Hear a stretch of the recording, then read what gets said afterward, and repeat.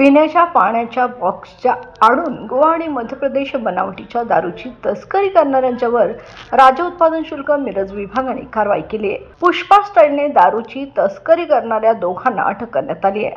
Beer, फिस्की असे दारूचे box आणि ट्रक असा एकूण 68 लाख किमतीचा मुद्देमाल जप्त करण्यात आला आहे। आरोपी जमीर अकबर मकानदार आणि शब्बीर अलाउद्दीन मकानदार अशी अटक केलेल्यांची नावे आहेत।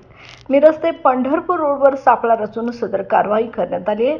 राज्य उत्पादन शुल्क प्रदीप पोटे, उपअधीक्षक ऋषिकेश इंगळे यांच्या मार्गदर्शनाखाली व मिळालेल्या गुप्त बातमीच्या आधारे मिरज पंढरपूर राष्ट्रीय महामार्गावरती सापळा लावून ही कारवाई करण्यात आली आहे।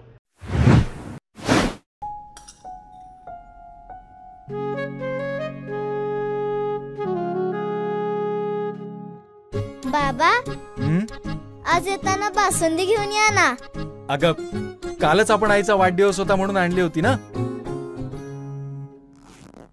ऐकलं, गोकुळची बासुंदी पुन्हा खावीशी वाटतेय।